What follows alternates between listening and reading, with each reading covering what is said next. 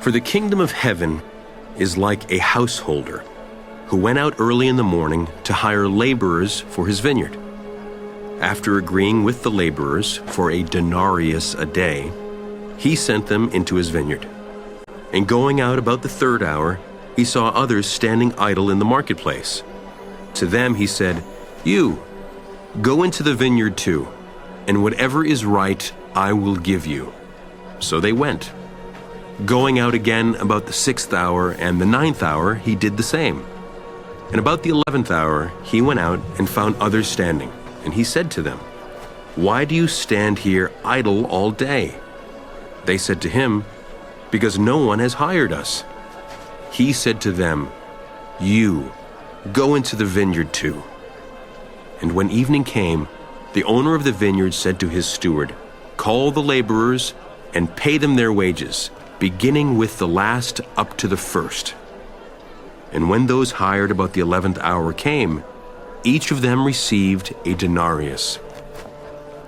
Now when the first came, they thought they would receive more, but each of them also received a denarius. And on receiving it, they grumbled at the householder, saying, "These last worked only 1 hour, and you have made them equal to us who have borne the burden of the day and the scorching heat." But he replied to one of them, "Friend, I am doing you no wrong. Did you not agree with me for a denarius? Take what belongs to you and go. I choose to give to this last as I give to you. Am I not allowed to do what I choose with what belongs to me? Or do you begrudge my generosity?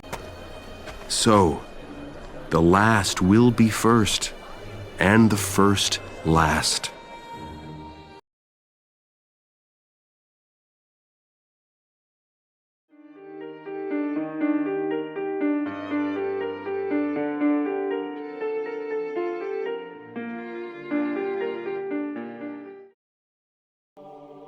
Going out about 5 o'clock, he found others standing around and said to them, "Why do you stand here idle all day?"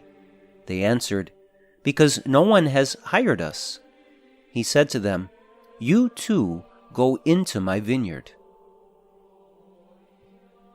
These are very generous words spoken by the landowner.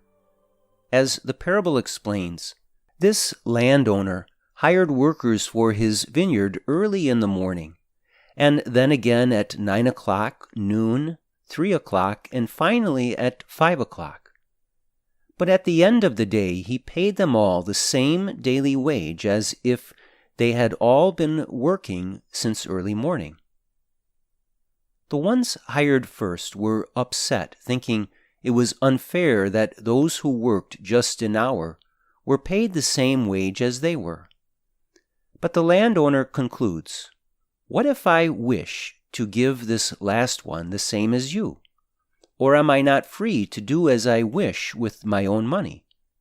Are you envious because I am generous?" God, in His mercy, is generous beyond comprehension. But we, as fallen humans, are constantly examining whether we are getting our fair share and comparing ourselves to others. We tend to want more and more and easily become envious when we see others succeed or receive blessings that we do not have.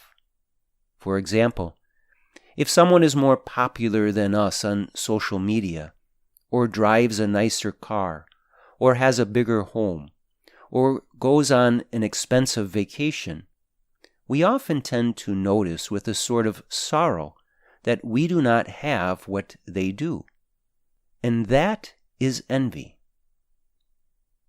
The cure for envy is wholehearted generosity. Not just generosity with our money, but generosity with our affections and our ability to rejoice in the blessings that others receive. For example, if someone were to tell you that they were going on a nice vacation next month to a place you always wanted to go, how would you react? You might jokingly say, "Wow, I'm jealous." Jealousy can quickly turn into envy, which is a form of sorrow over the blessings another has that you do not. And that sorrow over the blessings of another can subsequently turn to anger. These workers in the vineyard, who worked all day and received the same amount as those who worked only 1 hour, could have responded by congratulating the latter workers, and could have even jokingly said, "Lucky you, I wish I would have shown up at 5 o'clock." But instead they grumbled and tried to interfere with the generosity of the landowner, saying, "These last ones worked only 1 hour, and you have made them equal to us who bore the day's burden and the heat." Again, this is envy in that their sorrow over the generosity of the landowner led them to try to interfere with the blessing the others received. Whenever you notice this form of unholy sorrow within you, take notice. It means that you lack a selfless generosity toward others. And if you see God blessing another in spiritual riches, try to generously rejoice in that. Offer praise and thanks to God for His goodness. Don't dwell on yourself and dismiss every temptation to compare.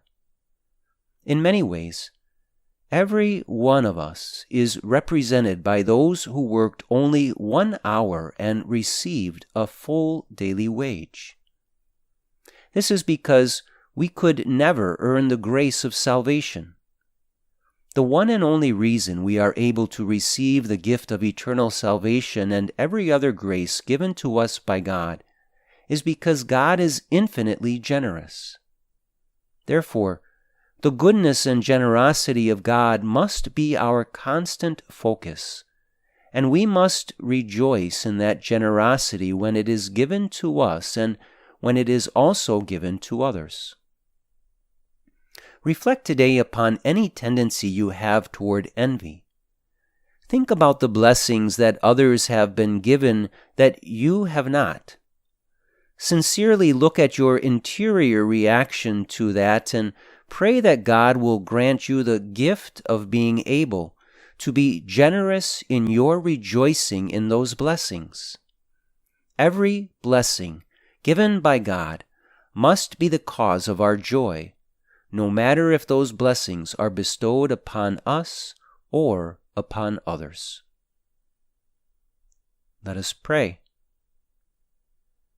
My most generous Lord, you bestow your blessings upon all in superabundance. When I witness the ways that others are blessed by you, help me to foster a sincere gratitude for all they have received. Help me truly rejoice in the many ways you bless all your people. Free me from envy, dear Lord, so that I am not burdened down by that ugly sin. Jesus, I trust in you.